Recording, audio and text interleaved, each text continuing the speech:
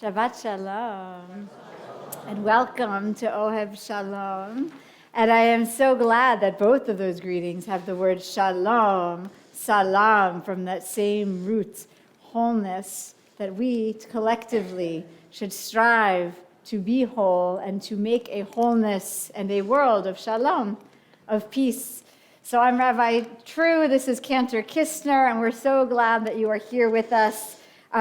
Our OHEB family, who's been listening to us these many months into years, know that pluralism and diversity is something that we really hold dear as a vision for this community.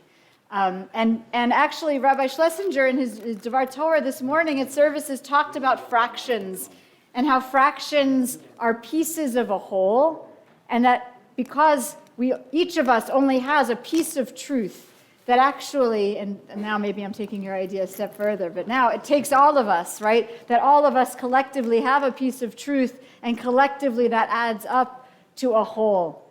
And metaphorically, in Judaism, we talk about God as one. And I think that's what it's saying. I think what it's saying is that larger than all of us is some one thing, something that is one wholeness, shlemut, that sense of peace. And Christianity and Islam shares this idea, but also because that one is tricky, there's also other metaphors. And so in Jewish tradition, we say God has 70 faces, 70 names. All of this, the metaphor for saying that each of us is not enough, that we need one another, and that the deepest truth of all is that none of us can access all of truth only on our own. And so we've been preaching this. When Roe versus Wade was overturned, I talked about how we watched as some people were rejoicing and other people were mourning. And we talked about how to hold both of those truths. And October 7th happened. We have been struggling with how to hold multiple truths. We've been struggling for years before then too, but now it feels more acute as we read the newspapers, and some people live it in our very families living there in Gaza and in Israel. It feels acute. How do we hold multiple truths? What does that mean? What does it mean when we have our own passionate experiences that feel like the one full truth, knowing that there are other people whose full truth is diametrically opposite from yours? How can they both be true? And so we end up with a building that has not one flag, but four, and probably really needs, is what I wrote to the congregation. I said, what I really want is for every single person to make a banner, but it says what you want to say, and we'll fly it out on the side of the building. If anyone else can figure out the logistics of that one, please do. It did not seem so practical, so we did not go that route. Instead, we reduced ourselves down to symbols, to some flags, and ultimately, Ohev Shalom, that we are lovers of Shalom, of peace. And that is why we are here together to invite our guests. We are so happy to have Noor Awad and Rabbi Hanan Schlesinger here with us, all the way from the West Bank, where they grapple in the ins and outs of their lives with these very questions of how to live with multiple truths in close proximity and in community with one another. And we are so grateful to you for traveling all this way to share your stories with us. And I just want to say one more word of orientation, which is here we are. There is babysitting one floor down, so if you haven't, it looks like everybody who needs that found it, but please feel free. So quiet in here. I know, it's so quiet in here, right? So that's happening one floor down, yes? You found it, right? This is good. The program will be that our speakers will have a chance to present up here, and then we will take a break and have a chance to turn to a neighbor and digest a little bit out loud with one another what you've heard, to give us all a little bit of a chance to process and exhale a little bit. And then after a few minutes of that, we will have a chance for Q&A, questions and answers, and that'll be very moderated because nobody likes sitting through somebody else's question that's really their turn at having an opinion. So we'll moderate that very closely so that our speakers will have a chance to share more of your wisdom and your stories with us. So without further ado, we're so glad to invite you both to the Bima. Oh, no, what am I saying? I'm turning to them, but just kidding. As you Oh, ascend no, the Bima, that's okay. as you ascend the Bima, Kendra Kistner is going to help us really arrive and prepare ourselves to really take in all that you are going to share. So first, thank you everybody for coming. Thank you for being here. Thank you for being here. And before we start, I just wanted to share a little bit of an embodied practice to acknowledge that these conversations are very hard for many of us. And we're all sitting in this room together, but we didn't all come through the same doors. And we carry with us very different stories of pain, of suffering, of experiences of injustice. And I'd like us all to commit now to recognizing those divergent paths that we come here with, and commit to the process of understanding what causes pain for someone. For someone maybe sitting next to you, right? It may be very, very different from what the answer is for you. And so I'd like to share this little practice that actually came to me. Some of you know, not everybody knows, but my husband and I's younger child had spinal surgery in December of 2022. And it was a fairly long surgery. And what do you do while someone's in surgery, right? While your 2-year-old is in surgery? You wait. You wait. And while we were waiting, it was winter, so we were walking a little patio in the hospital. And traditionally, the Jewish tradition to recite psalms in times of uncertainty, in times of pain and uncertainty, both personally, societally, communally. And so the psalm that was very dear to me during that time was Psalm 90. And the last line of Psalm 90 is, Limnot yamenu ken hoda, venavi levav chokhmah. That we should learn to count our days preciously, and that we should know that counting with a deep embodied knowledge. And that will bring to us a heart of wisdom. So the melody, so first, this is something that, if we're in here and it's possible that someone will say something or you'll hear something that will be very painful to hear and very hard to hear for whatever reason. And I encourage you to tune into your own heartbeat and to tune into the fact that whoever's saying that thing or doing that thing, their heart is also beating, and that our hearts will one day stop beating. But that right now, our hearts are all beating at the same time. They're beating in here together. So you can put your hand, I'll invite you, it's a volunteer, but I'll invite you to put your hands in your heart and feel it beating. And if there's any time during this talk, during these questions, that something comes up for you that really hurts, it's really hard, you can just give yourself a little tap, gently, right? Tap your heart and feel it beating. Tap your heart, Ken Hoda. Tap your heart and feel it beating. Tap your heart, Ken Hoda. Ken Hoda, Ken Hoda. Ken Hoda, Ken Hoda, Ken Hoda, Ken Hoda, Ken Hoda, Ken Hoda. Tap your heart and feel it beating. Tap your heart, Ken Hoda. Tap your heart and feel it beating. Tap your heart, Ken Hoda, Ken ken hoda, ken hoda, ken hoda, ken hoda, venavi levav chokhma, ken hoda, ken hoda, ken hoda, ken hoda, ken hoda, ken hoda, ken hoda, ken hoda, ken hoda, ken hoda.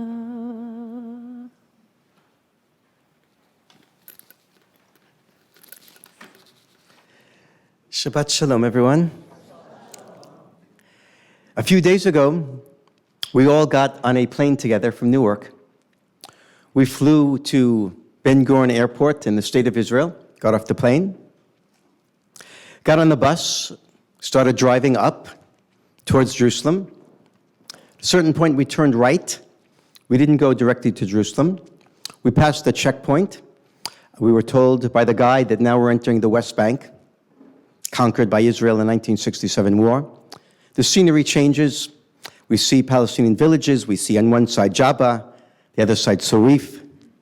A lot of olive groves, trees. At the top of the mountain, we get to the Gush Etzion area. We see Israeli settlements, Kfar Etzion, Alon Shvut, Rosh Tzorim. The bus turns off onto a dirt road, a lot of mud actually, and we embark. We go through a gate. We see that this is like a Palestinian farmstead surrounded by a stone fence. We walk inside. We see something, classrooms, some animals. We sit down, and I began to talk to you. To understand where we are on the other side of the ocean now, I want to give you some background. Israelis and Palestinians, many of them, a lot of them, live in the West Bank very, very, very close to each other, but in different worlds, far, far apart. Geographically, they're right on top of each other almost. But they have different cultures that you knew, different religions, different languages. Did you know that the health systems are separate? That means the doctor and the dentist and the hospitals, you'll never meet one of the other there in the West Bank. Everyone has their own. It's true also for the transportation systems, the buses, the taxis, completely separate. Now, we do drive sometimes, not always on the same roads, but we have different color license plates, the Israelis and the Palestinians, so we know who the other is. The educational system's also completely separate. I'm talking about preschool and elementary school and middle school and high school and also university. There in the West Bank, it's totally separate. Everything is separate. By the way, we also live there under different legal systems. I'm a Israeli citizen, a resident of the West Bank, and I have full legal and civil rights. In Israel, we vote often, and I vote in a kalpi in a ballot box not more than a 1-minute walk from my home. And Noor, who lives a 15-minute, 20-minute drive away, is a citizen of no country with no legal and civil rights. And there we are living in the exact same landmass. So what happens when you live right next to the other in totally different worlds? And it's not a difficult question. Ignorance of the other, of course, and stereotypes, bigotry, racism, of course, and a lot of resentment and hate and fear. And I can say with absolute certainty that fear causes people to die. You kill because you're afraid of being killed, and you're killed because you're afraid of being killed. And unfortunately, that's not the end of the bad news. There's no common ground. And I do not mean that as a metaphor. I mean very, very literally, there's no common ground. Because Israeli military law that rules the life both of the Palestinians and of the Israeli Jews there in the West Bank says very clearly that Palestinians cannot enter Israeli residential areas and Israelis cannot enter Palestinian areas. The Palestinians can enter the Israeli areas if they are menial workers under armed guard with work permit during work hours. But let's say on a Saturday afternoon, that's not a work day, we cannot be in the same space. That's really bad news. But fortunately, now, after our journey over the ocean together, sitting in that Palestinian farmstead in the classroom, we are now sitting in the only joint Israeli-Palestinian space in the whole West Bank. The only joint Israeli-Palestinian community center in the whole West Bank. It's called Merkaz Karama.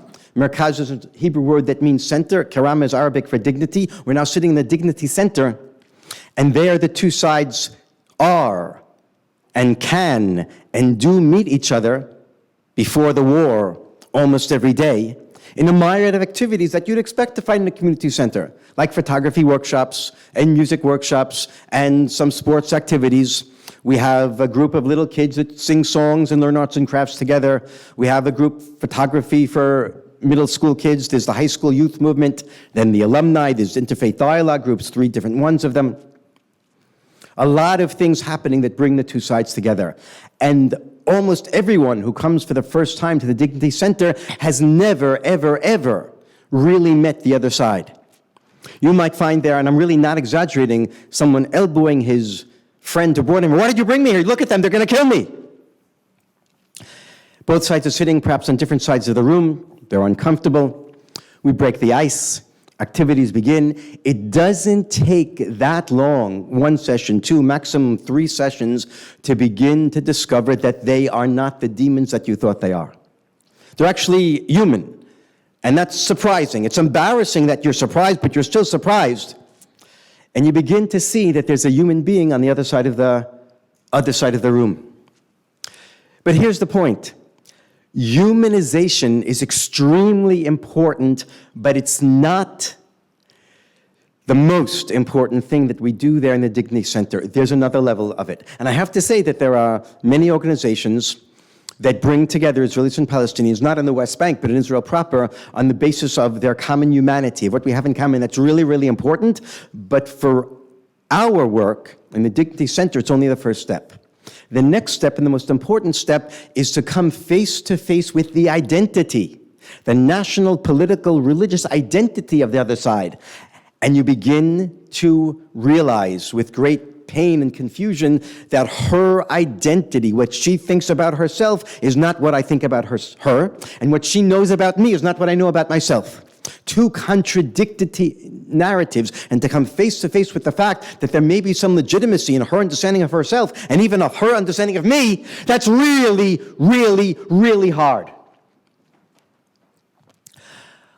I call the Dignity Center holy ground because I think the work that we do there is holy work.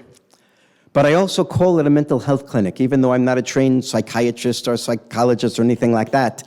I think that most Israelis, and since the war began, I'd venture to say 99% of Israelis, and I think most Palestinians, and I'd venture to say 99% of Palestinians since the war, I think most of us are sick in the heart. And I actually have a name for the disease. The virus coursing through our veins is the hubris of exclusivity. And the hubris of exclusivity convinces us that I belong and you don't, that my people is legitimate people and yours isn't, that I have the truth and you've just made it all up. What happens in the activities of the Dignity Center, not always and not completely and not immediately, but sometimes, often, to a greater or lesser degree, we begin a process of healing in which you begin to realize that I am not any less of who I am by admitting that you are who you say you are. But it's really hard. It's really hard. The work of the Dignity Center is carried out under the rubric of Roots, the organization that we represent here. In Hebrew, that's Shorashim, in Arabic, Judur, the Israeli-Palestinian Grassroots Initiative for Understanding, Nonviolence, and Transformation. And now that you know where you are, I can start and introduce myself. Okay. So my name, as you heard, is Elchanan Schlesinger. Been a rabbi my whole life, and I'm going to say at the outset 3 things about myself. I'm a rabbi. I said that already. Forget that. I'm a Jew, I'm a Zionist, I'm a settler. When I say I'm a Jew, it's really important to emphasize that I'm not talking about religion. I'm a religious Jew. But the substratum is not about religion, it's about peoplehood, about the sense of common destiny, that the Jews are a group, a collective that has been on this earth at least 3,000 years, and we see each other as common travelers in this shared destiny.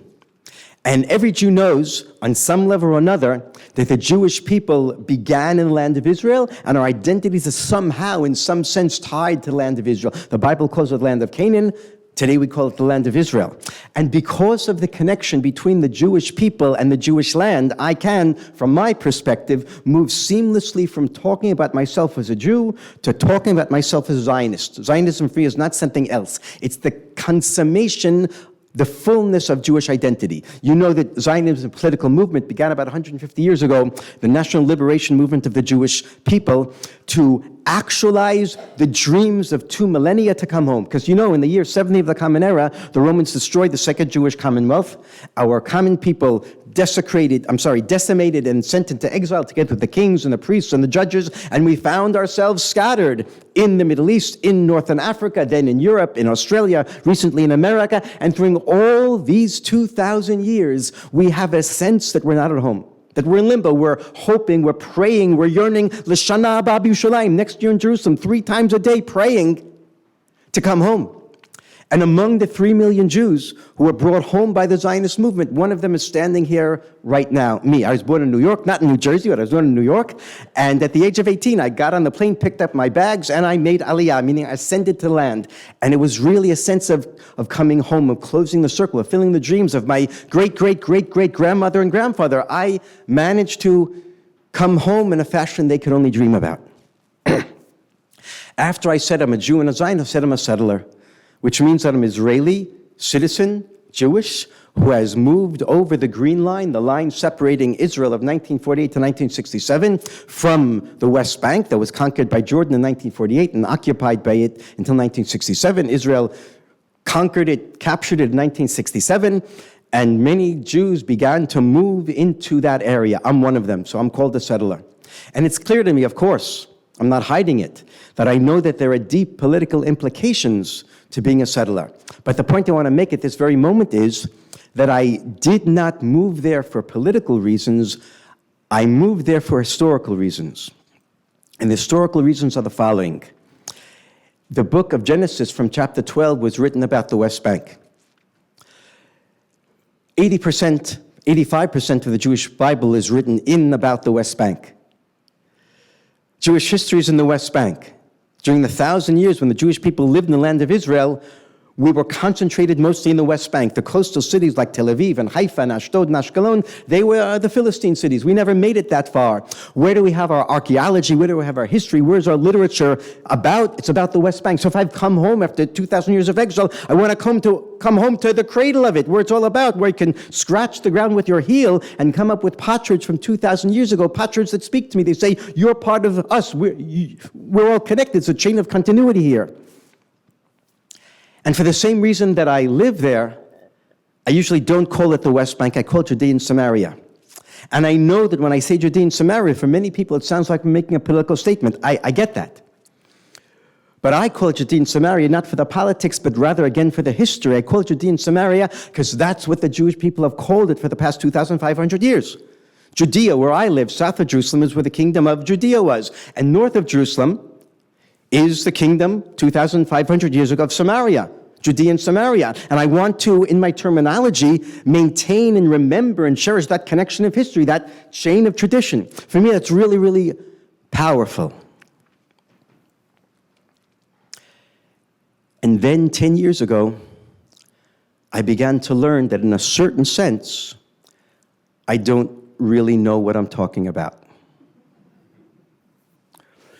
You see, until 10 years ago, even though I'd lived in Judea and Samaria for 33 years, I'd never ever met a Palestinian. Never had a conversation. And I lived as if they don't exist. I was blind and they were transparent. They were like the gray drab scenery that passes in the background of the movie, my movie. And you don't have to be concerned with them. Unimportant. Baggage. I lived as if my story, my Jewish story, my Zionist story, my connection to land, I lived as if that's the only story. And today, I think I know that even though my stories are really, really powerful and really, really glorious and really, really true, my stories are not the only story in the land. There's another story there. And it's also powerful, and it's also true, and it's also legitimate.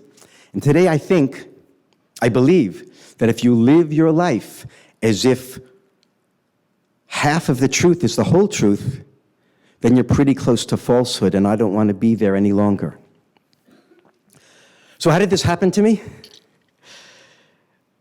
10 years and perhaps a month ago, 2 months ago, I'm driving my car in the area where I live, which is called Gush Etzion in Judea, south of Jerusalem. And I have two guests. They are Protestant evangelical pastors. They are visiting the Holy Land, and they believe in the same Old Testament that the Jewish people believe in. They know the words of the prophets, that after a long, hard exile, it was told that the Jewish people will come home someday, and they thought they knew it was happening right now. They wanted me to show them the fulfillment of biblical prophecy. So we drove around, and I showed them the roads that we paved, and the forests we planted, and the settlements we built. The land is thriving. You can hear the voices of Jewish children. Very proud of myself. I'm showing them around, and as we're driving, I picked up a hitchhiker. I picked up then a second hitchhiker. These two young men asked to get out of the car pretty quickly. I stopped, they got off, and when we started to drive again, one of the pastors, Bob Roberts from Texas, from Dallas, he said to me, Hanan, you just did a great thing. You could have taught us a lesson in Jewish ethics. You picked up hitchhikers. No one does that in Texas, he said. So I said, Bob, it's not just me around here. We all pick up hitchhikers. We have a common vision. We trust each other. And just like everyone else, I do my best to pick up every person who puts out his finger for a ride. And by the time I finished that sentence, I realized that I was lying. I was lying to Bob and Kevin, and even worse, I was lying to myself. I said, and I believed, that I pick up every person, but it's not true. I pick up only Jews. And the question I grappled with in the split second in my mind, and Kevin and Bob and I talked about it, how did I make that mistake? It means that for me, at that point in my life, the only human beings around here are Jews. There aren't any Palestinians. They're all over the place. They're walking the side of the road in the hot sun, in the rain. I'd never picked one up, and I never really realized that I'd never picked one up. And I was internally shattered at my bigotry. And I vowed to try to do something about it. Do something about it means find a way to turn the Palestinians into human beings in my bigoted consciousness. And I knew that the way to do it was to meet them. And that's when my journey began. So it was a few weeks later, I'm invited to a get-together of Israelis and Palestinians. It'll be the first time that I'm going to meet them. It's the last Wednesday of January 2014.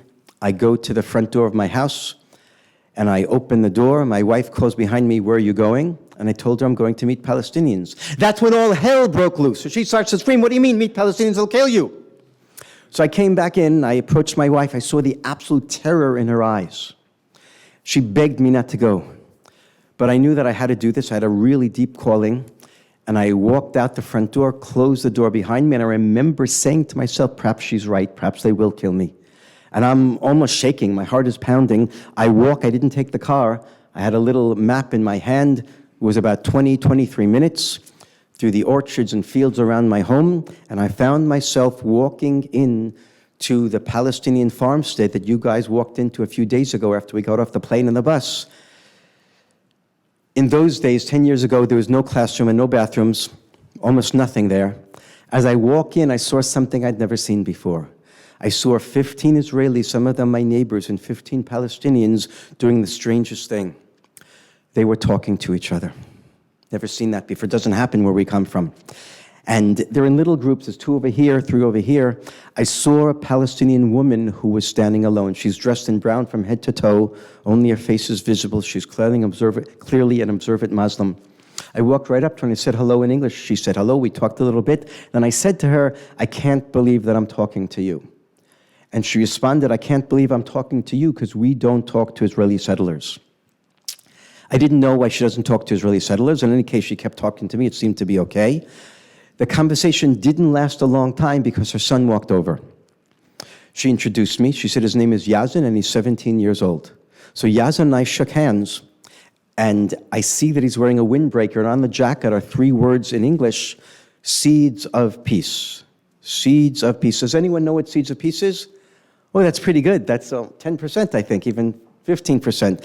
I had no idea what seeds of peace is back then, but I remember looking at the jacket, it has the word peace on it, and looking at Yazin, he's a Palestinian, and saying to myself, peace and Palestinian can't go together. Why is he wearing this jacket? They're all violent people. Why? I said to myself, perhaps he doesn't know what it means. Someone gave him the jacket. I said, Yazin, what's this seeds of peace thing? And instead of answering me, I don't know, he said it's the name of a summer camp in Maine, USA. And it takes Israeli kids and Palestinian kids out of the conflict zone for a summer of recreation and reconciliation.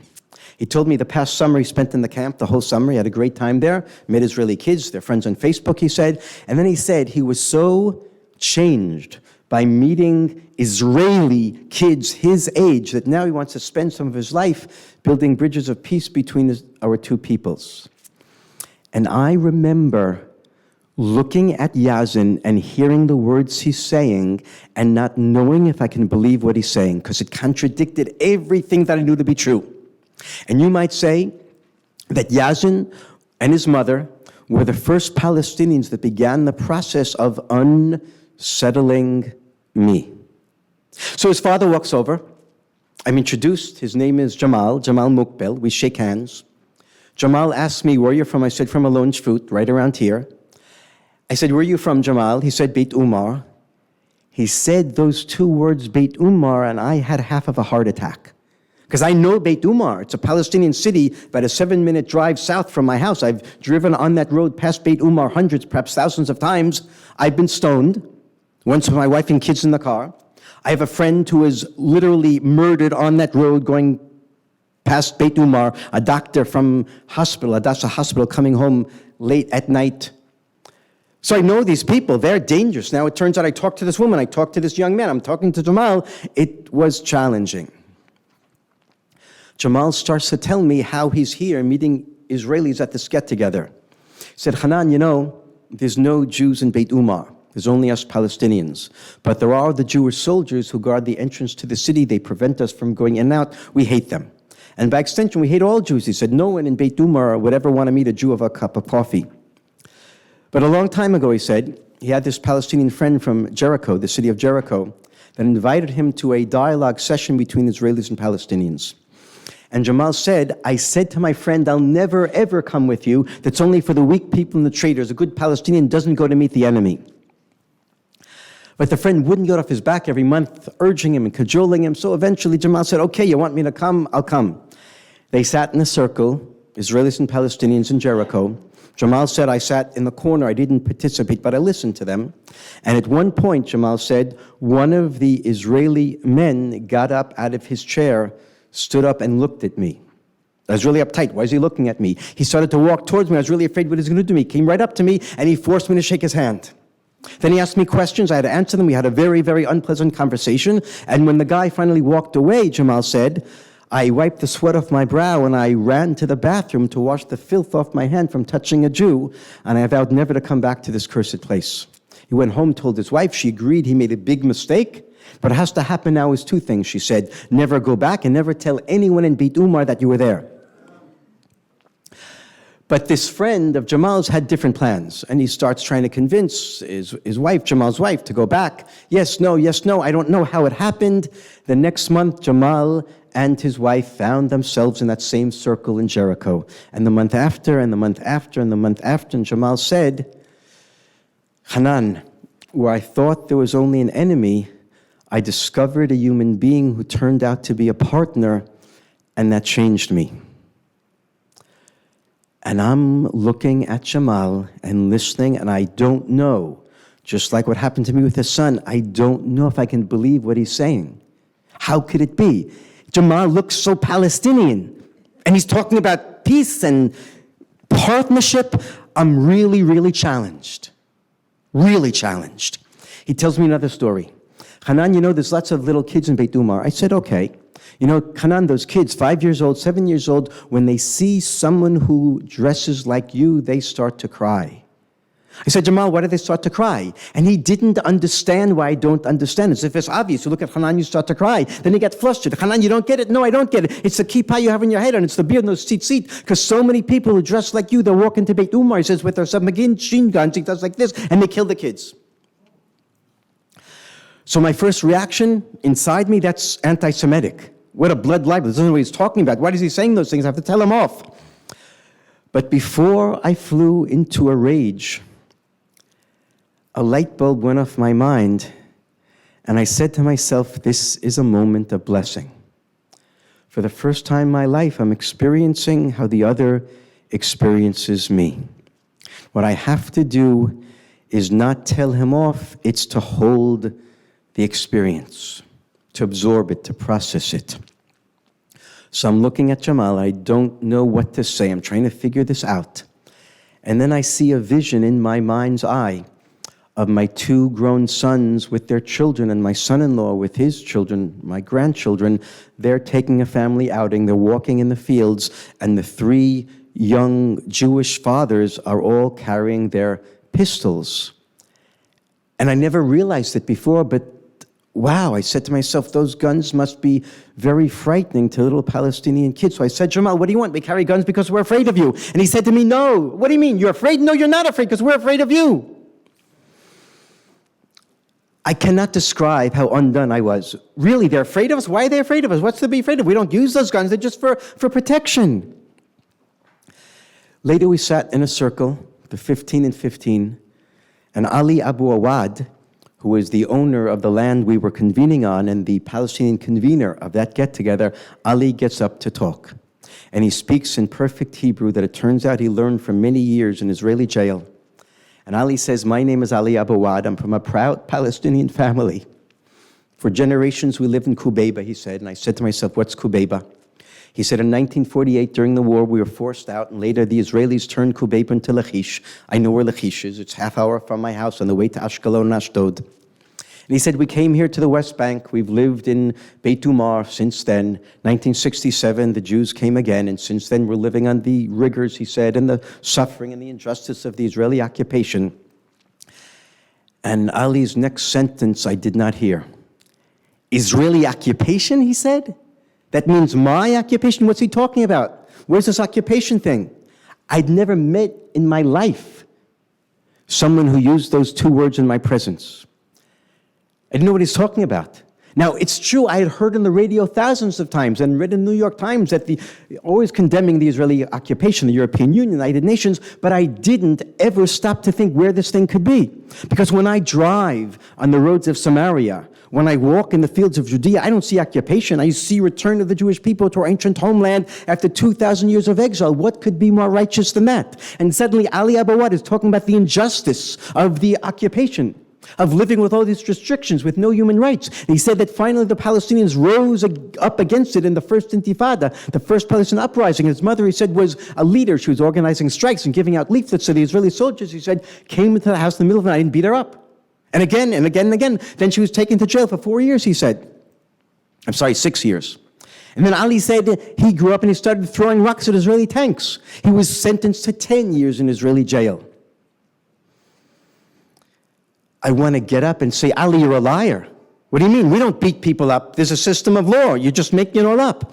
But I couldn't get up and say he's a liar because he wasn't trying to convince us of anything. He was just telling the story of his life very calmly. And I went home that day unsettled and challenged and angry and confused. And I remember walking back and forth, pacing back and forth in my study, feeling so nauseous that I have to bend down and pick my stomach up and put it back in because all these different things that Ali said are fighting inside with me what I know to be true. I went back to the place I first met Ali, I don't know, a few days later, a week later, and Ali was there. Jamal also came. We started to talk. I asked them questions. They answered me. I wasn't the only Israeli that wanted to meet them. There were others, and then other Palestinians. The first few weeks, we were 3 and 3, and then 5 and 5, and then 10 and 10, and 15 and 15, 20 and 20. And for days that became weeks, that became months, that became years, at least once a week until the wee hours of the night, we sat. And what we did is really just tell stories and listen to stories. The Palestinians told us the stories of who they are. And we Israeli Jews told the Palestinians the stories of who we are. And it was really hard to listen because their stories sound false to us, and our stories sound false to them. The two narratives contradict each other. We each describe the same time in history from the opposite perspective. And there are times you want to get up and scream, "You're lying!" And other times you want to get up and walk away and run out because this can't be true. How can I listen anymore? And you feel like you're a traitor for listening again. But you listen again and again and again. It really, really hurts, and you listen some more. It was very, very difficult. And I want to explain that by and large, we did not engage in dialogue. It's not about them talking and us responding. It's not that. It's about them talking and us listening, and us talking and them listening. You don't respond. You absorb it, you hold it, you boil inside, and you go home and think about it. I want to try and tell you some of the insights that we garnered through these 10 years of listening. So first of all, almost from the outset, Ali Abu Awad said that what you Israeli Jews think about the Palestinians is true. Yes, most Palestinians do go to sleep at night dreaming that the Jews will disappear tomorrow. Because we Palestinians, Ali said, we know that you guys don't belong. And you're foreign colonials, like the French in Algeria. And if we Palestinians fight hard enough, you'll get them as you don't belong, you leave. That's the way most Palestinians feel. And it was really, really hard for us Jews to hear that that's the reality. But you know what? We Jews had to admit that we go to sleep at night with the exact same dream that Palestinians will disappear tomorrow because we know that they don't belong. And if we hold on long enough and fight hard enough, they will disappear. They'll get the message. Our land, not theirs, they'll go. But after you listen to the other side, tell their stories that go back generation upon generation of connection to the land and their sense of deep belonging to the land, and that they have no other place to go, you begin to realize that you have been constructing your understanding of the past, the present, and the future on the basis of an illusion. We Jews and we Palestinians assume that the time will come, we'll be here in the land without them. But it's not going to happen. Both sides are there to stay. And when you realize that both sides are there to stay, it fries your brain. You have to reconfigure everything you think about the past, the present, and the future. It's extremely difficult, extremely difficult. Furthermore, it became very clear that most Israelis and most Palestinians construct their identities upon the erasure of the other side's identity. Both sides think they can tell the other side who they are. And to give you an example, many Palestinians, I think it's most Palestinians, say Jew, great, the Quran greatly respects Judaism, but it's a faith, it's a religion, it's not a people, it's not a nation, you don't need land, so go back to Russia where you came from. And the Israelis say to the Palestinians, Palestinian, you know there's no such thing. Never was a Palestinian state. It's a made-up identity. You're just Arab, so go back to Saudi Arabia you came from. Why did you come to take our land? But after you listen to the other side's stories again and again, you hear the same thing from different people, from 5 people, from 10 people, from 20 people, you realize you don't know anything about who they are, nothing. And what you have to do is listen while they tell who they are, and then they may listen when you tell who you are. And we learned, 1, there's such a thing as the Jewish people. And it wasn't easy for the Palestinians in roots to accept that. There's such a thing as the Jewish people. Flip side of number 1, there's such a thing as the Palestinian people. And it's really hard for us Israelis to accept that. Number 2, there's such a thing as the historical land of Israel. Corollary of number 2, there's such a thing as the land of Palestine. Number 3, the Jews are deeply connected to the land of Israel, and you guessed it, The Palestinians are deeply connected to the land of Palestine. And here now is the most difficult thing of all. The boundaries, the borders of the historical land of Palestine are the exact same borders of the historical land of Israel. That's excruciating. That's excruciating to say. What do when you realize that your land is their land and their land is your land? So here's the thing. Ali Abu Awad, in one sentence, said, we have to find a way to fit two truths into one heart. That's the only way to do what we have to do, to fit two peoples into one land. And I'll say that in the words of my colleague and mentor, Rabbi Brad Hirschfeld, you don't have to be wrong for me to be right. I don't have to spend my whole life proving that you're wrong so I can be right, because you can be right and I can still be right. What that means is that I still consider myself as a Jew, and I still consider myself as a Zionist, and I'm still a settler, and I'm deeply connected to that land. But I also know that my Palestinian partners and the whole Palestinian people are there, they're real, they're legitimate, and they belong there in a different sense, but just as much as I belong there. And it's a matter of holding those two truths at once. I'll say it again and again and again. It's really, really hard, and it's really, really challenging. And I'm going to close by putting on the table something like 3 points that I want to make clear. Number one is that the work of Roots, of Shorashim, of Judur, is exclusively in the West Bank. Many other organizations do people-to-people work, bring the two sides together within Israel proper. We're not there. We're focused in the West Bank. That's the heart of the conflict, and therefore, in our opinion, that has to be the heart of the solution. We cannot ignore that land and the people who live there and hope that they'll go away. They're not going away. We're almost the only peace organization that focuses there.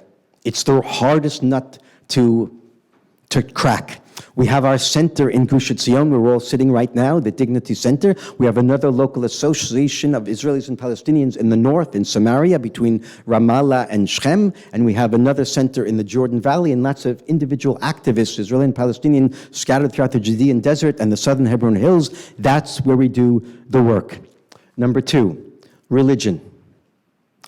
Religion is absolutely part of the conflict. And therefore, we either sweep it under the table, as most secular politicians have tried to do for decades, or we say, if religion is part of the conflict, therefore it has to be part of the solution. And when I say religion, I'll be very specific. Judaism is part of the conflict. The way my co-religionists in the West Bank, Judea, and Samaria interpret Judaism is fueling the conflict. And the way many, I think most, Palestinian Muslims understand Islam is fueling the conflict. We have to deal with that. It's only going to get worse if we don't deal with it. And that means interfaith dialogue. And that means interfaith dialogue between Jews and Muslims that doesn't just talk about the texts we have in common. It has to talk about the difficult text, the texts that are causing this conflict to get worse and worse. And that's what we do in Roots. We put the worst things on the table, and there's very bad things out there in the Jewish tradition and in the Islamic tradition, and we grapple with it. Tshuva, repentance, and reinterpretation, finding the text within each tradition that are going to allow us to live together, that's a very important part of what we do. The last point is settlements. Yes, Roots recognizes the historical connection between the Jewish people and the whole land of Israel from the river to the sea. I mentioned that earlier. And we affirm the theoretical right of the Jewish people to live in the whole land. But at the same time, Roots recognizes the principles of Palestinian freedom, equality, and self-determination. And we understand, you just have to open your eyes and see, that the way that Jewish settlement is being conducted in the present absolutely undermines principles of Palestinian freedom and dignity and self-determination. Under these circumstances, the settlements, coming as they are at the expense of Palestinian dignity, have to be re-understood. Another way of saying that, I didn't say that clearly, re-understood, the settlement enterprise has to be reconfigured, in our opinion. The settlements as they are now are an obstacle to peace. Another way to say the same thing, occupation. A lot of Israelis say there's no such thing as occupation. It's our land. How could we be considered to be occupiers? And the Palestinians say, wake up, open your eyes. We're living under occupation. Don't you see the way we're living? Here's a possible way of understanding it. We can argue over the question, is the land occupied?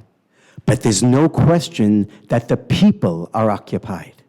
The Palestinians live under Israeli occupation, even if I believe that the land, being the land of Israel, is not occupied. I can't let my deep historical connection to land blind me to the fact that the Palestinians are living with no human rights, and that has to change.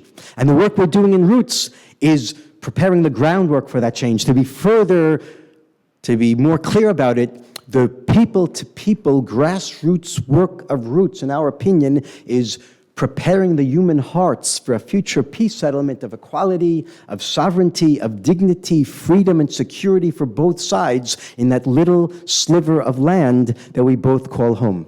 Shabbat Shalom.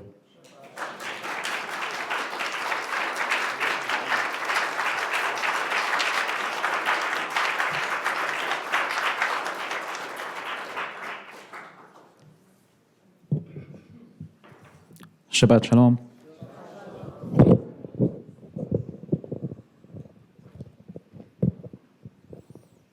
Okay, so I'm going to take you on another journey. Are you ready? Okay. My name is Noor Awad, and I live in Bethlehem, which is south of Jerusalem. But actually, I was born in Amman, Jordan. I wasn't born in the West Bank. My family are not originally from Jordan, of course. My family, they are from Jerusalem. Not from the old city, but south of Jerusalem. There was a small village called Malha. That's where my family lived there for a long, long time. And if you are not so sure, if you are familiar with the area of Jerusalem, Malha is where the first shopping mall actually was opened in the 1970s in Jerusalem, I think 1972. And until today, Kinyan Malha is still like one of the major shopping places in Jerusalem. And the village is still there, the village of my family. In 1948, and after the hostilities and the aggression began, actually, one of the neighboring villages was attacked brutally, and that's the village of Deir Yassin. Deir Yassin is not far away from us. It's actually so close. And before the aggression even started, the mayor of Malha and the mayor of Deir Yassin were talking about what to do in this situation. The mayor of Deir Yassin refused to allow any fighting forces to enter the village. The massacre took place there. Over 100 people were killed. And when that news came to our village, the people became so afraid and so worried that we are going to be next on the line, that we are going to be attacked as well. So from April 1948, the people start to flee our village toward Bethlehem, because that's where the United Nations established a refugee camp for civilians who are fleeing the war and the attacks. My grandparents didn't want to leave their home. But by June and July, the situation became more dangerous, and eventually they had to leave, and they moved to a refugee camp in the area of Bethlehem. But they thought that this will be a matter of a short time, a few weeks. This war, this fighting will stop, there will be maybe a ceasefire, and then they will go back to their home, to their village. The war stopped after a year and a half from that. So for a year and a half, my grandparents lived in the refugee camp, and then in the end of 1949, they learned that they will not be allowed to go back, because now the ceasefire line, the green line that was made, Malha is on the Israeli side of the border, or of the ceasefire line, where no Palestinian refugees are allowed to come back. And where they live in the West Bank now, we became living under Jordanian occupation. My grandparents left the refugee camp. They didn't want to stay there. They moved to the little town of Bethlehem. My parents were born in Bethlehem. They grew up there. And after 1967, they, of course, grew up under the Israeli occupation. By 1980s, my father decided to leave. He was so hopeless about having any future in Palestine or having a normal life. So that's why he moved to Jordan. My mother moved there as well. They got married there, and that's how I was born there. In 1995, something different happened in this story. In 1995, we were in the middle of a peace process, of the Oslo peace process. And for the first time in my family story, in my family history, in my people, now there is a sign of hope. because the Israeli leadership and the Palestinian leadership are engaged in peace talks, and they are talking about ending the occupation, about Palestinian statehood. That made my parents so excited, so they reconsidered to actually come back to Bethlehem, because we are going to be living in our own country, in our own state, and not anymore under the occupation, and we will be able to rebuild our life in our homeland. And this is what my parents did. In 1995, we moved back from Amman, Jordan, to Bethlehem in the West Bank on the high hopes of Oslo. If you want to know, actually, I have few memories from that time before the year 2000. I was very young, 4 years old only, but I do remember when my father used to work in Jerusalem, and he used to drive to Jerusalem, to his work. That's something that is impossible to do today.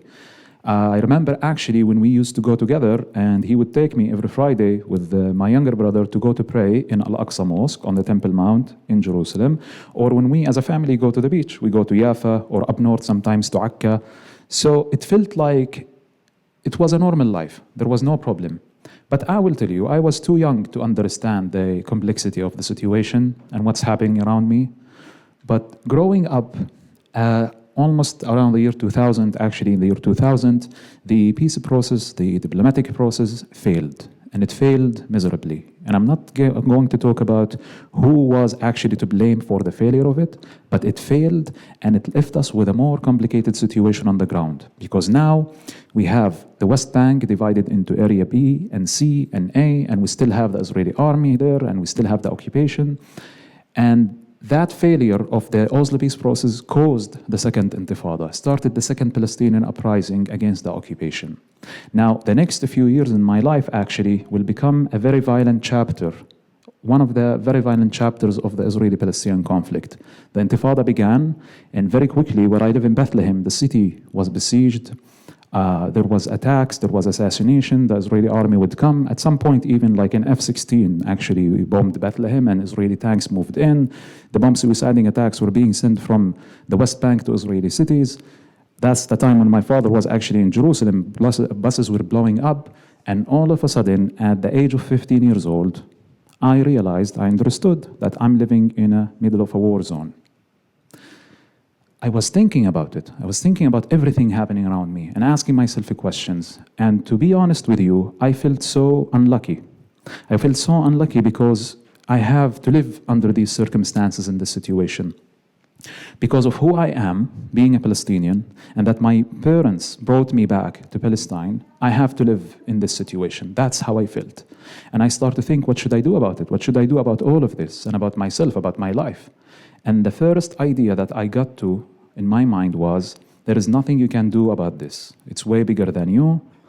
And actually, I felt this is not just something happening to me, but it's a generational thing. It's like this generational curse we have been living with my grandparents who became refugees and lost their home, with my parents who were born under 2 occupations and lived through the occupation. And now I'm the 3rd generation of this story of suffering. And I didn't want my life to be like this. So I said to myself, get out, leave, just run away. Why do you need to live there? Go somewhere else. And to be honest with you, I wanted to come here to the US. That's where I saw myself, myself doing. I had my own American dream. And I wanted to come here because I wanted to detach myself from the reality there in my country. But that was not the only idea that I had in my mind. There is another idea, because I was not really satisfied with the answer that there is nothing I can do.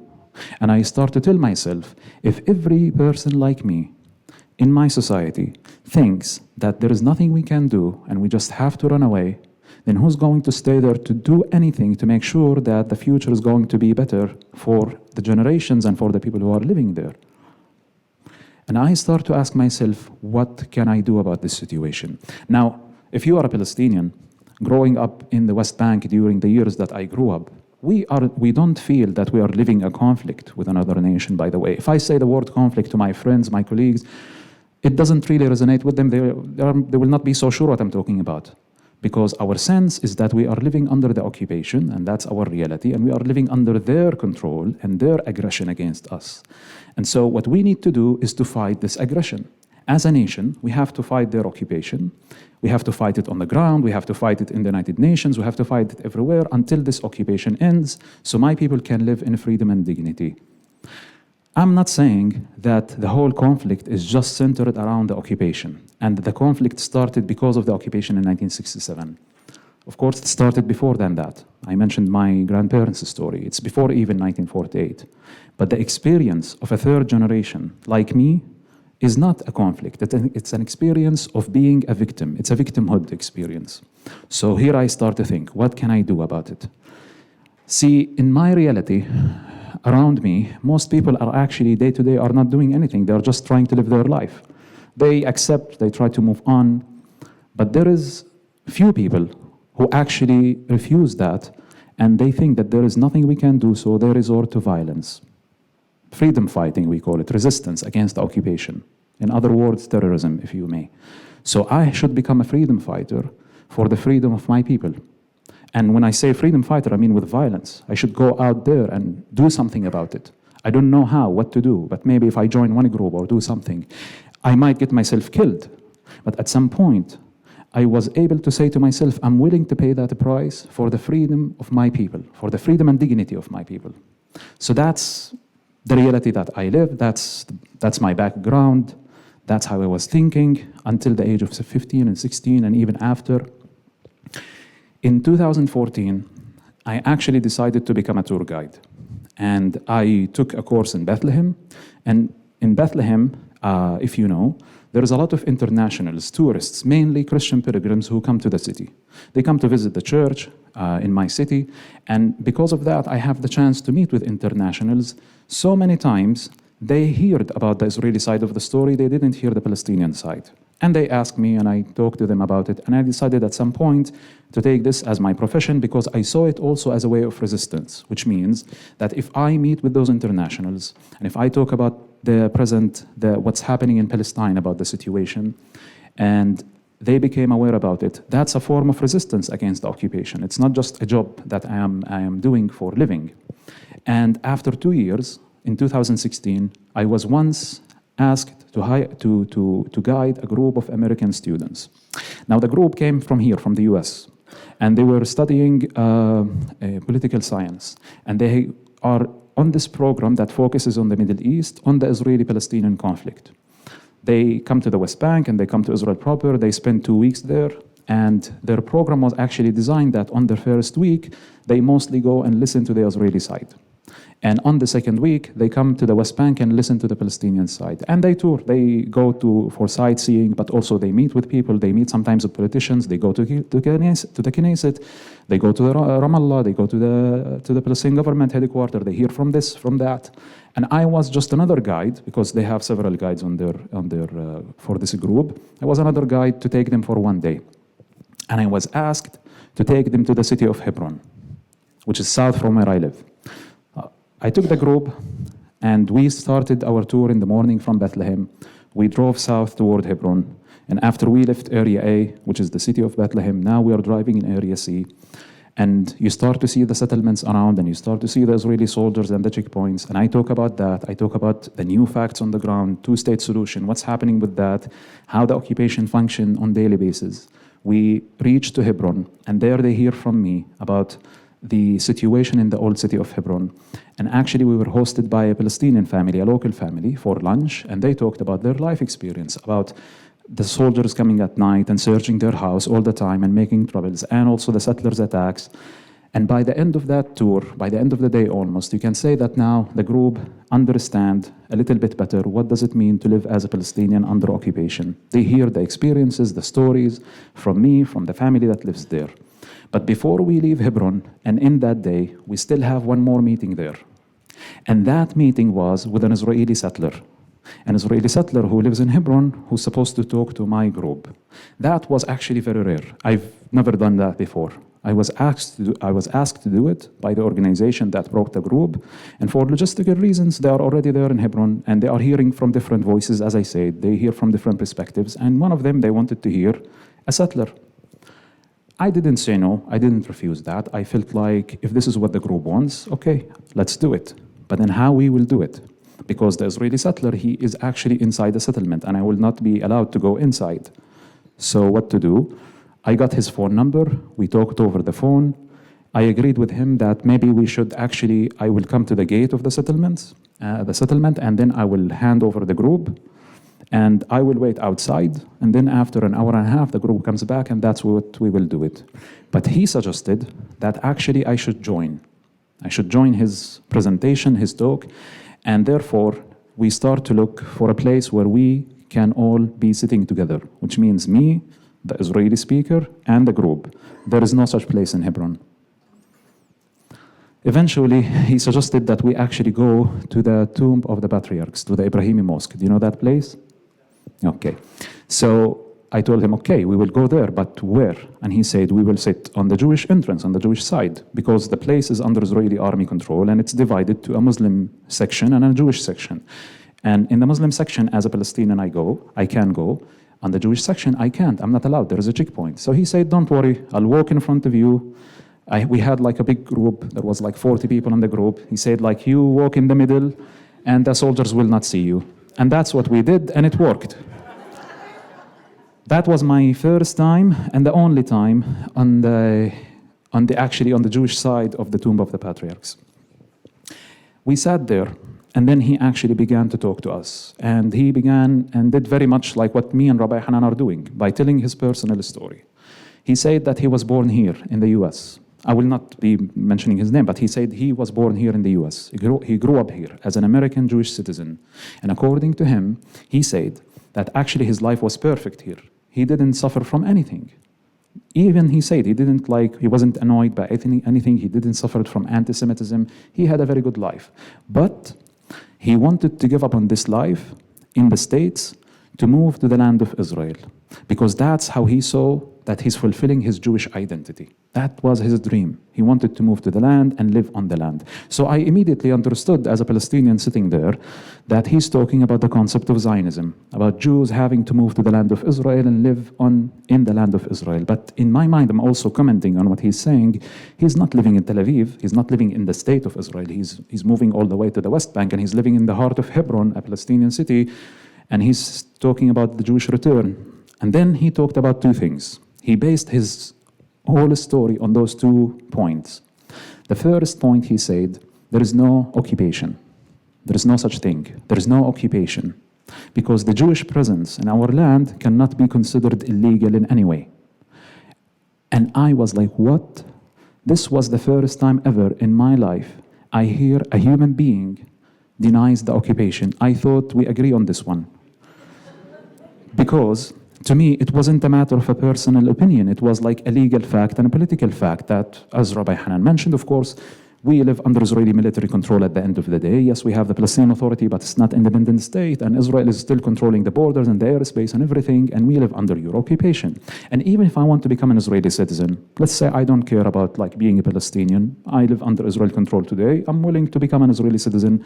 That's no option for anyone in the West Bank to become an Israeli citizen. So I didn't know what he was talking about. How can he say there is no occupation? The second thing he said, there is no Palestinian people. There is no such thing. And I was not shocked by that, actually. It was more familiar to me, because I grew up as a Palestinian learning what the enemy is saying about us, that we don't exist. Because the Zionist movement was telling the Jews in Europe in the 19th century, a land without people for a people without land, meaning from the beginning of this conflict, they denied our existence. But the group was wondering now, if there is no occupation, and if there is no Palestinian people, so then why there is a conflict? Of course, he had his answers to that, and at the end he said something, and I talked to him, and we actually ended up arguing about it. And after we argued, we ended that meeting. I took the group, and on the way back to Bethlehem now. And on the way back, I realized that this person was the first Israeli that I ever met in my life. Now you could say, how? You live there. How this person is the first Israeli that you meet? To be more accurate, this was the first Israeli non-soldier, a civilian, that I actually met with. Because I realized until then, all of Israelis that I met were the Israeli soldiers. I never thought about it. it never really crossed my mind that I didn't talk to any one of them. I thought that all of them are the soldiers that we see on our streets, the ones who stop us at the checkpoints, the ones who come to Bethlehem. That's what I was imagining when I was thinking of Israelis. And now I met one of them, and he said what he said. I felt so much of what he said was denying me, was denying my existence. And this denial caused me to say, I met my first Israeli and the last one. I don't want to meet any one of them again. On the way back to Bethlehem, we had to stop for one more meeting, and that actually was the last one. And that meeting was at Roots, the organization that I'm part of today. And I didn't really know where I was going. I thought we are going to hear from another settler, and that's what the group wanted, because it was said that we are going to meet with Rabbi Hanan, and he's a settler that lives in Gush Etzion. So I assumed that the meeting is going to be with a settler who will talk about the life of settlers in the West Bank. But it turned out to be that there's an organization and there are Palestinians involved. So I wanted to learn more, just to make sure. I took my phone, I called one of my friends who I work with, Saeed, in Bethlehem. I asked him, Saeed, what's happening? Where are you sending us? What is this Roots? And then he said, there is Palestinians and Israelis there. And I said, what they are doing? And he said, they are talking about peace. That sounded like the most suspicious, most ridiculous, and most dangerous thing that I can ever hear. What do you mean there are Palestinians in our area who are sitting with Israeli settlers talking about peace? That did not sound any positive at all. And I wanted to go there now, not because I was looking to meet with the settlers in the organization or with the Israelis, but because I wanted to meet with those Palestinians who are allowing themselves to do something like that. Of course, Ali was not there that day. For some reason, he wasn't actually there, and it was Rabbi Hanan. We were received very well by Rabbi Hanan in a Palestinian farmland. That was very strange, that there is a settler who is welcoming us on a Palestinian property there in Area C, close to the Gush Etzion junction, close to the highway, to the main road. We sat there, and then Rabbi Hanan began telling us his story. And he shared with us the same story that he shared with you today. At the beginning, it was very difficult for me to listen. He was talking about the Jewish history. He was talking about himself as a Jewish, as a Zionist, and moving seamlessly about all of these things, and talking about being a settler and how he see it. And I was saying to myself, what's different? The same settler like I met in Hebron just an hour ago. And I'm looking at this American settler. That's what I'm thinking in my mind. I'm looking at this American settler who's telling me why he left his country and moved all the way to the Middle East to come to live in our land and to occupy our land. And at some point, I wanted to just get up and leave.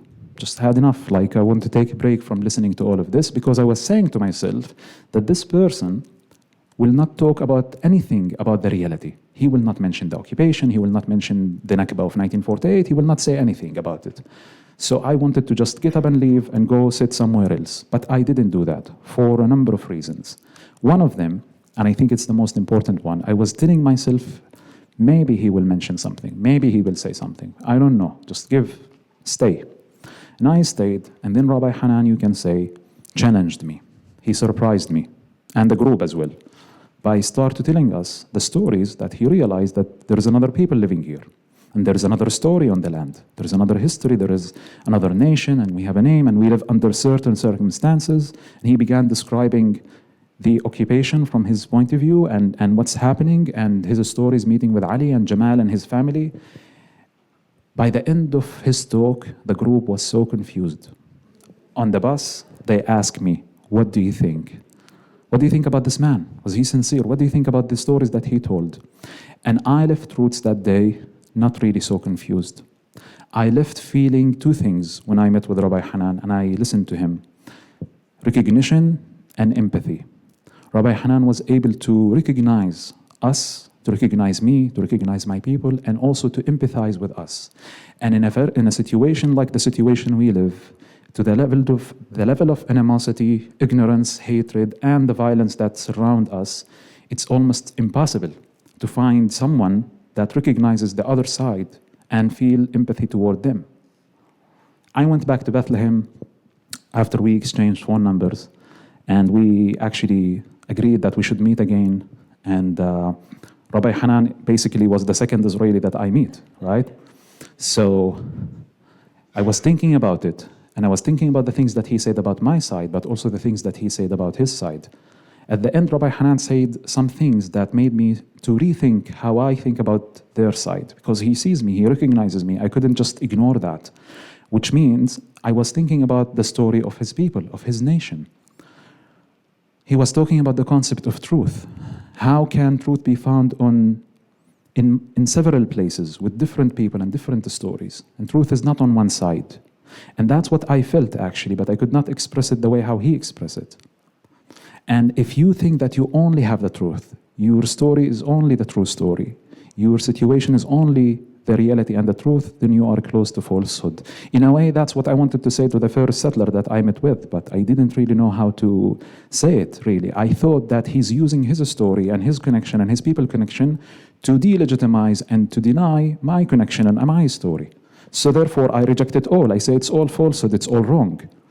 But with Rabbi Hanan, it's different. I don't have to do that. I don't have to reject what he's saying about himself and about his people because it's not being used to deny me or to deny my people. And that's why I wanted to meet with him again. And of course, I could say to myself at that point, Noor, Rabbi Hanan is one person. He's maybe a phenomena. Like not everyone on his side thinks like him, but that's not important. I was so excited that I felt I met someone who can be a partner from the other side, someone who I can talk to. I met with Rabbi Hanan, we talked again and again, and then I came to Roots. I met with Ali, with Shaul, with other activists, learning about what we are doing. And I will finish by saying that I joined Roots because I see it mostly as a way of taking responsibility. You remember in the middle of my story, I was talking about growing up feeling the need that I have to do something, the need for resistance, and mostly resistance is shown as violence. I found that there is another way that we can resist this reality together, to build a future for both of our people together based on recognition, respect, and dignity for all of the people who live on the land. That's the ultimate mission of Roots, and that's why I joined Roots. Today, I recognize, as Rabbi Hanan said, that there are both people, both nations who both belong to the same land. The land I call it Palestine and the land that's called Israel. Israel and Palestine is my country, it's my homeland, and we both belong to it, and we should find a way to live together respectfully and peacefully. And the last thing I will say, if I want to give a name or a description to the work we are doing, I will not say that we are trying to just make coexistence. That's not about coexistence, because we understand how the reality, the social and political reality must be changed. It's more like a work of reconciliation. We are reconciling two nations that have been for so long against each other. It's not easy, but it's possible. We see that it's possible. From our work with the people on the ground, we see it's possible. What will make our work much easier is that if there is a political solution, which means that our work is important to be continued. Actually, before the war it was important, after the war will continue to be important. But we need also to work on the political level as well, and that will make our job maybe a little bit easier. Thank you for listening, and I'm looking forward to your questions.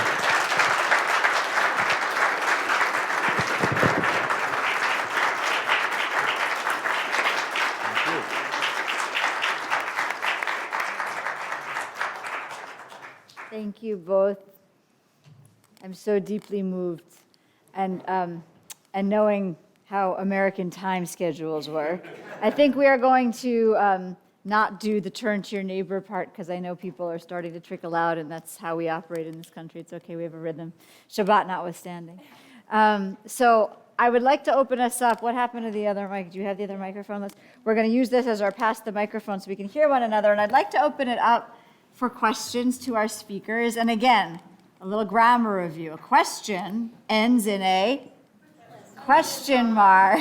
It does not end in a period, right? So I know some questions need a brief introduction, so I'll give you like 3 sentences, 2 sentences, and after that I might just gently remove the microphone and ask somebody else to ask their question. So I'll take us a moment to collect ourselves and go ahead. And if you want to introduce yourselves too, since we don't all know each other, that would be wonderful. And stand up, sorry. Hi, thank you so much. Appreciate where you're coming from.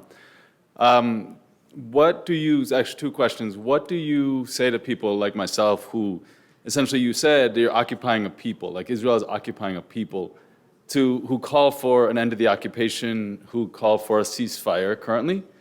And the second question is, So the question is, how do you respond to people who are looking for, so you're looking essentially at like a long-term solution in many ways, because it's individual conversations, but there's violence that are happening, there's occupation that's happening. So how do you respond to people like myself, especially American Jews or Americans who are calling for a ceasefire, who are calling for an end to the occupation?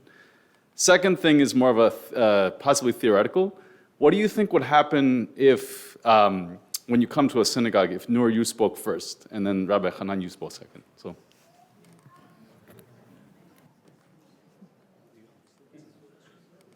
I understood the first question. Oh. Okay, so give the answer. So simply the answer is simply because if you think about it, actually, my story is so, it relies on a lot of meeting with Rabbi Hanan, because meeting with him is what led that transformation to happen. So usually we say it in this order, not for anything else, because he says his story first and then I say my story. If I would say my story at the beginning, it will be like a spoiler for his story, because I'm sharing some things from him. And the first question was, what do we say to American Jews who want to end the occupation? Americans or Okay, people outside of it's Israel. two very different things. It's two completely different questions. So what do we say to American Jews who are calling for the end of the occupation? We say, join us, because we believe we are established the human groundwork necessary for the end of the occupation. In other words, to end the occupation, it's not enough just for Israeli forces to leave the West Bank. There has to be human acceptance and recognition to allow that to happen, so there can be a Palestinian state that's viable and that's not violent. So like Noor said at the end, of course we need a political solution. We absolutely need one. But the political solution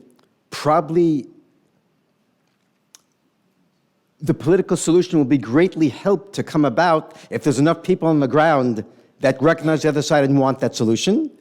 And conversely, once there's a political solution, it will blow up in our faces unless there's enough people on the ground who are willing to support it by mutual recognition. So we see ourselves as, you didn't say co-resistance, Noor often says co-resistance. Yes, it's co-resistance. And I will say our vision to a solution, we don't spend so much time about like designing the political plan, what exactly the solution will be is, but we do understand that we don't envision a complete separation between the two sides, which means it's not about just having a border, the Israelis here, the Palestinians there, and that's it. We look forward for a solution that actually allow the people also to continue to live together in a way, even in a two-state solution.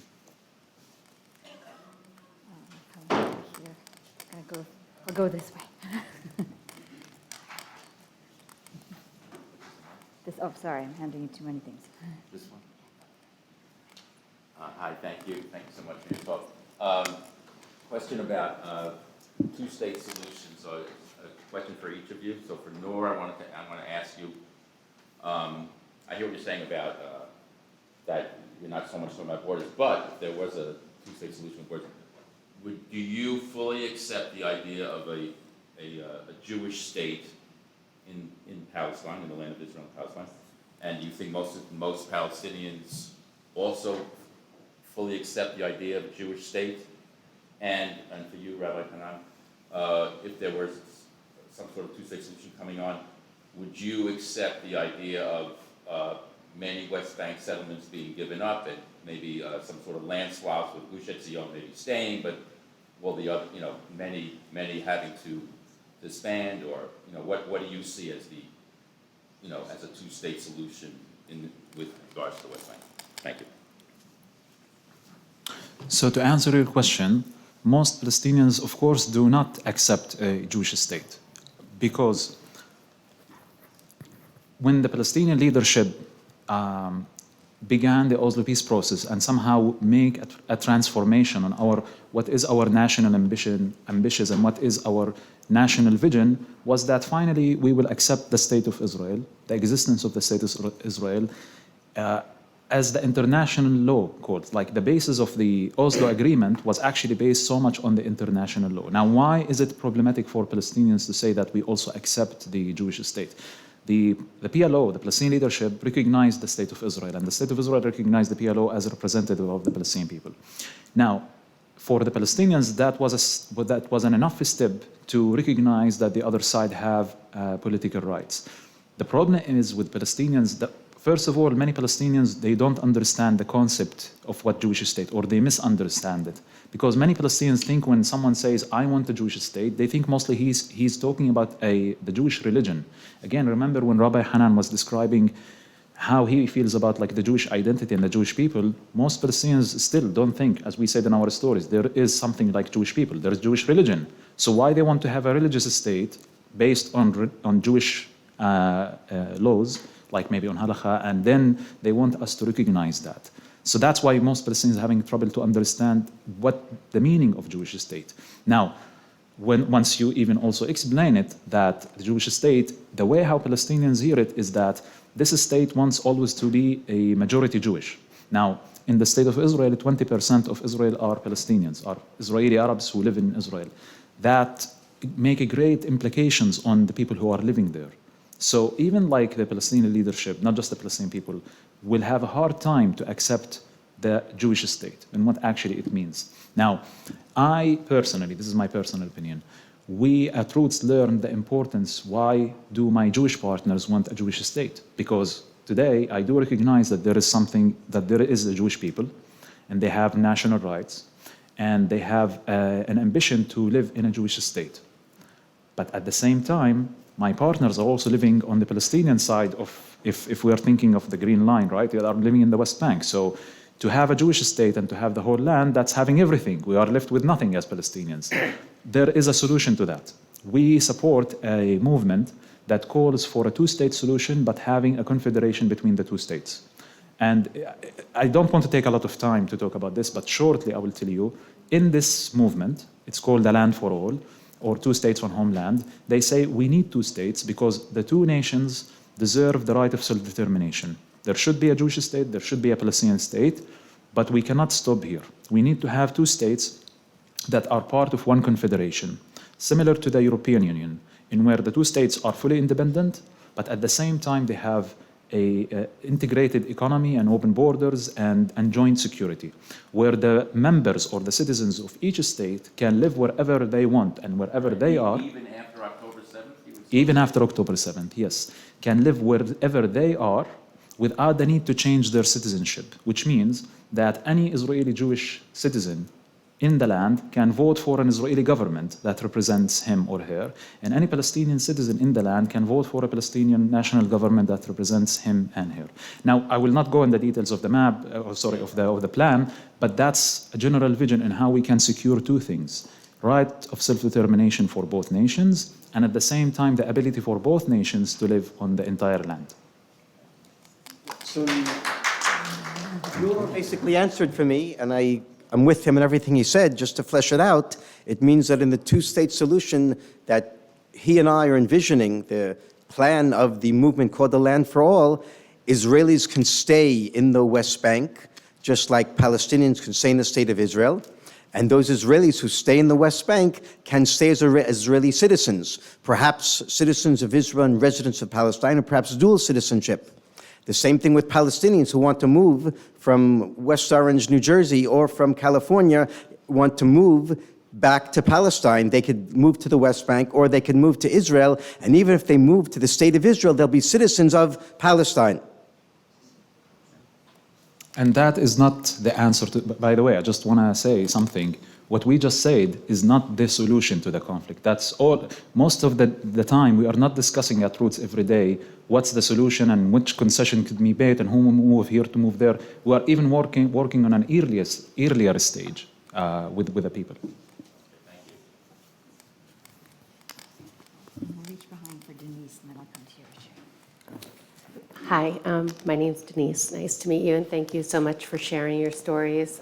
I'm just wondering how many people are in the organization or involved in this dialogue, how you envision growing that, because it seems like, you know, the two of you sitting there could solve the conflict. Like if everybody was with you, right? Like, because, yeah, speaking to each other, understanding each other, without that, we have nothing, right?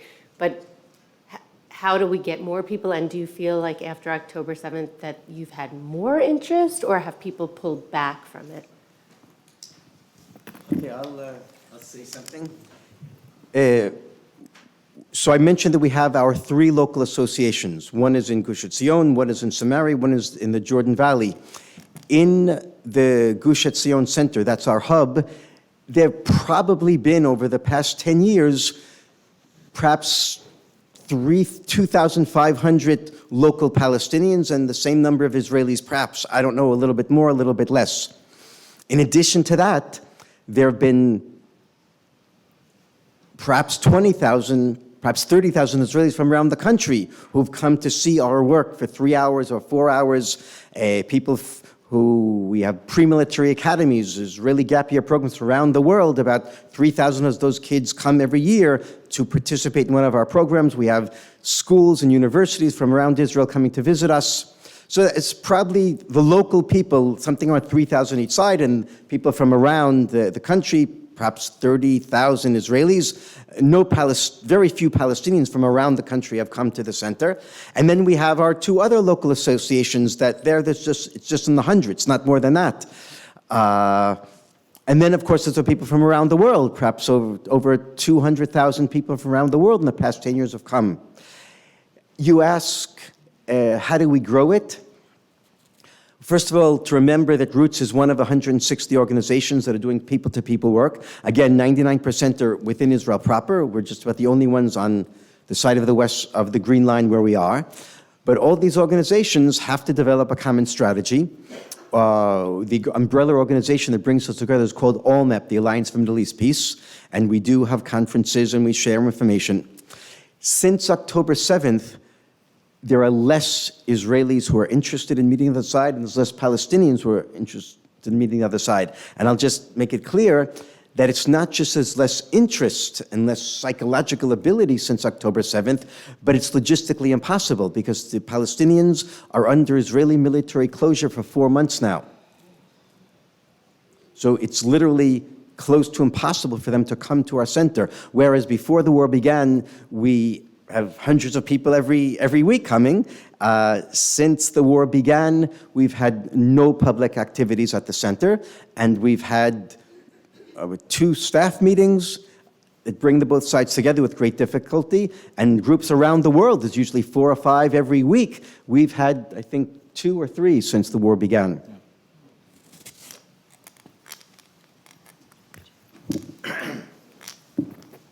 Thank you for your work, very important. You have strong headwinds that you're dealing with, we all recognize.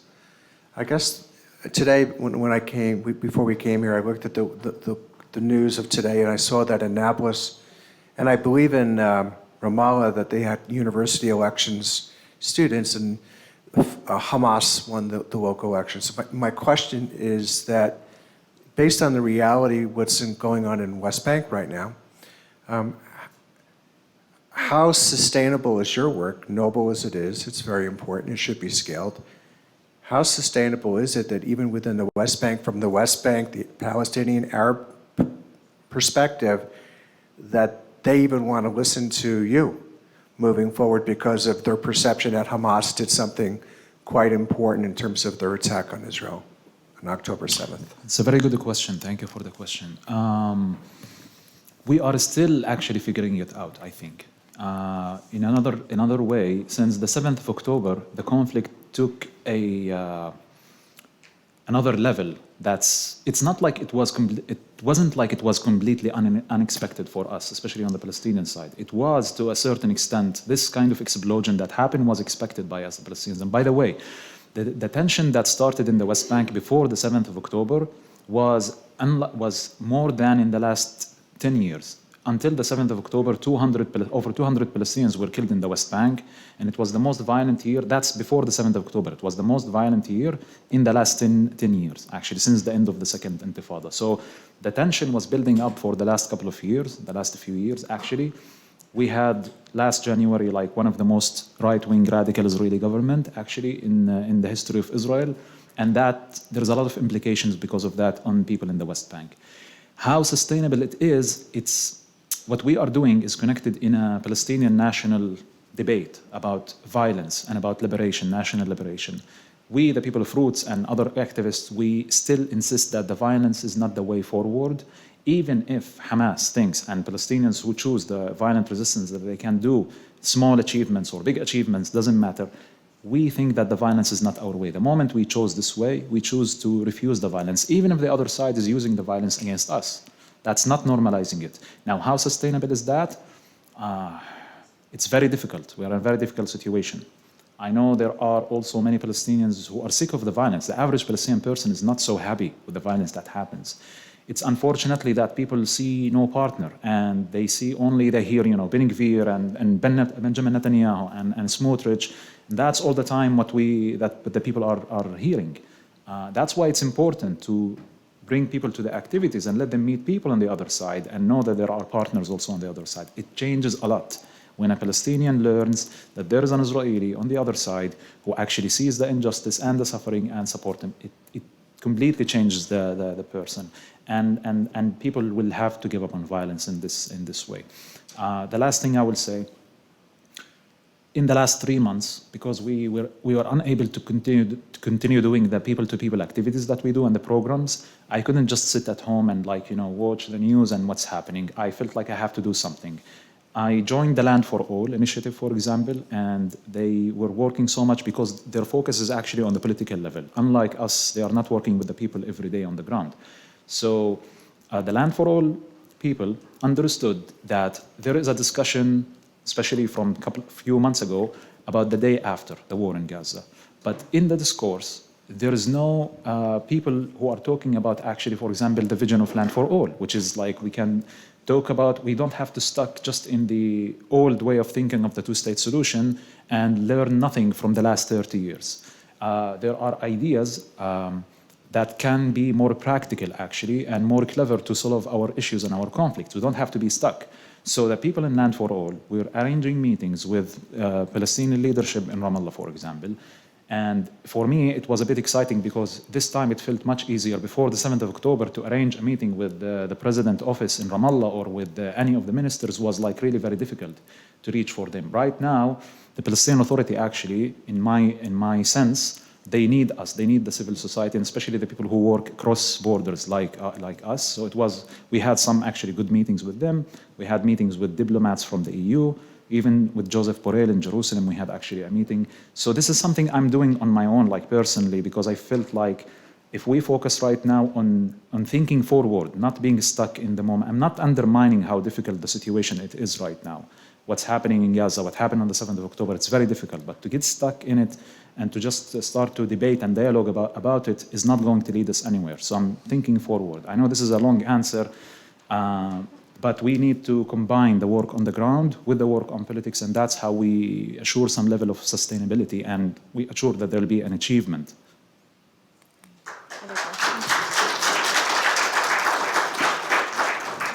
Put your hands up. I just need to see who's still waiting, so I have a sense. Okay. Hi, my name is Jedediah, and I'm really grateful for the work you guys are doing. And my question, I guess, is, from here, I have two questions. The first one is, how do you reach people that have experienced really extreme violence or seen their loved ones die in front of them? How do you combat that? How do people come back from that? Do you have stories of people that have, and how do you even approach that? And then the second thing is, here, people that are watching this and would want to see some sort of change, what is the best way we can be advocates? Oh, I'm sorry, just for the people that are here, what is the best way we can be advocates to this kind of cause? I'll mention that there's an organization called the Parent Circle, the Bereaved Families Forum, and all of their members are bereaved mothers, fathers, sisters, brothers. That's their specialty. In Roots, we have many people who've lost loved ones, but it's not the majority. How do you bring those people in? I think that if I had the answer, we'd win the Nobel Prize, because we all know that wounded people wound people. And the more you're wounded, the less likelihood there is that you will reach out, usually.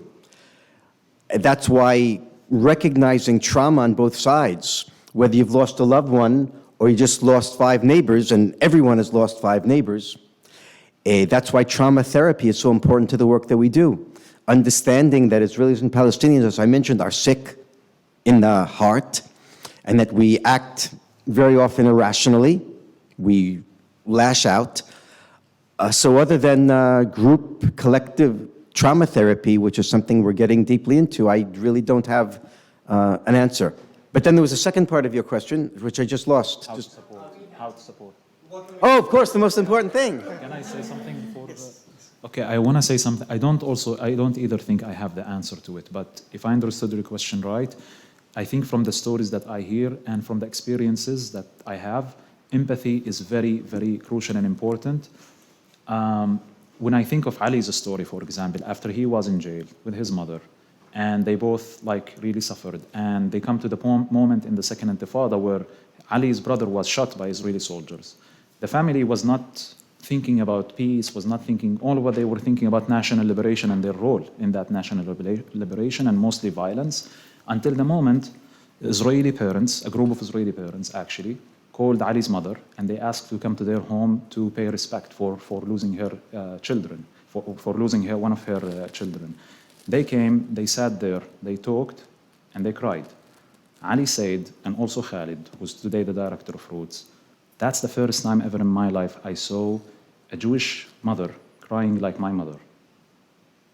And that affected the whole family. Part of the activism that we do sometimes, we mentioned a lot like the first level of the work, by the way, about dialogue and meetings and interfaith. We didn't tell you that a lot of our members actually, after certain time, they become more aware about what's happening and they become activists. They want to change, they become activists. They want to change what's happening around them. When they hear, for example, that a friend of mine or a Palestinian who's like his brother, like maybe a shepherd or something, was attacked by a group of settlers, he actually helped report that to the authority and follow it to make sure that something is done about it and it's not being ignored. This is what we call the level of activism. One of the activism that we did in the past 10 years is that when Palestinians or Israelis, civilians, innocent people are killed in violence, we actually try to arrange a visit from one side to the other. It's not so easy, but it can be very impactful. To see a group of Palestinians or a group of Israelis coming to a mourning tent or a mourning house and sitting with the family, that sends a strong message that it's more than just words and speeches, there are partners on the other side. So, but I agree also with Rabbi Hanan, it's not so easy to do that. The second question, what can you do? We have a list of about 20 things. I will try to remember them. Here we go.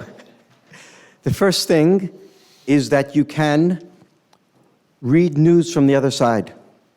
If there are some people here who read the Times of Israel online or other Israeli newspapers, you can read also Palestinian news. That's really, really difficult and really, really enlightening. The second thing you could do is read memoirs from the other side. If you read memoirs of Israeli poets or writers or just normal people, read memoirs from the Palestinian side. That's been very impactful in my life. If you're learning Hebrew, if you're Jewish, you can also learn Arabic. If you go on a synagogue tour to Israel, you can remember also to tour Palestine, to see both sides when you're there. Okay, and then you've, of course, get involved in interfaith dialogue in your own community, building bridges right here, not just to Muslims, but also, if possible, to Palestinians. Then there's political work. We in Roots think it's very important that the American government and governments around the world give money not only to war, but also to peace. What do I mean, give money to peace? It means give money to people peace building. Now, 3 years ago already, the American Congress passed a bill called MEPA that allotted $250 million over the course of 5 years, and the $50 million every year, to people peace building in the Middle East. That money, the $50,000 every year, has to be allocated every year. And congressmen and women are debating to allot that money for every year. If they hear from you, there's more of a chance that they actually go forth and allot that money. And by the way, $250 million over the course of 5 years is a drop in the bucket compared to all the money that America gives to war. We'd like to see that money of $250 million over the course of 5 years increased quite a bit. And also the European governments, the European Union, the UK are also being asked at this point to add into this fund for Middle East peace. And then there's what you can do for Roots in specific. Of course, you can donate money. And after you donate money, we'd ask you to donate more money, because we really need a lot of money. And I'm not kidding. A second thing is that we work in America. We have an American Friends of Roots that supports the work of Roots on the ground. They do organizing, business, publicity, helping us to get gigs at different synagogues and churches and mosque universities around the US. If there are business women here or lawyers or there are people with great expertise in IT and social media, please come up to us and submit your candidacy to be a member of the American Friends of Roots. We have a college affiliate, a TIDNA it's called. If you have kids who are college students, you can tell them about a TIDNA. I forgot 15 things. What did I forget? And of course, look at our website, friendsofroots.net. Friendsofroots.net. Friendsofroots.net. On social media, on Facebook, we're Friends of Roots. On Instagram, I always forget, we are Israel. Roots_Israel-Palestine. Roots_Israel-Palestine. Spread the word. And that feels like a beautiful place to wrap up. If we're wrapping up and I have one more sentence? Yes. Is that okay? The two of you could have as many sentences as you want. And my apologies to Bennett and to the other folks, but I do want to give everyone... And we'll stay around a little bit for those who have further questions. If you came here today as a strong supporter of Israel, we hope you leave as a strong supporter of Israel. And if you came here today as a strong supporter of Palestine, we hope you leave as a strong supporter of Palestine. The thing is, we urge you not to leave as a strong supporter of one side at the expense of the other side. To us, it's clear that Israel will not get what it needs, wants, and deserves unless the Palestinians get what they need, want, and deserve. And the Palestinians won't get what they need, want, and deserve until Israel gets what it needs, wants, and deserves. Therefore, if you want to advocate for one side, you have to advocate for the other side as well. The message, therefore, is pro-Israel and pro-Palestine. That's really the only way to be pro a better future for both sides.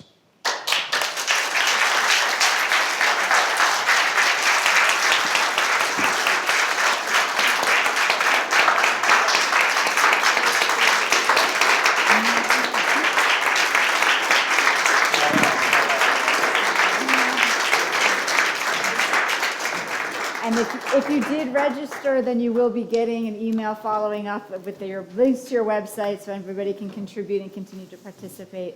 And we'll close with prayers for peace. I got peace like a river, I got peace like a river, I got peace like a river in my soul,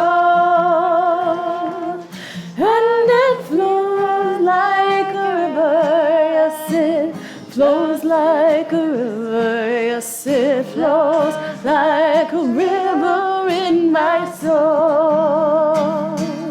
Oh, say shalom, shalom, bimramal.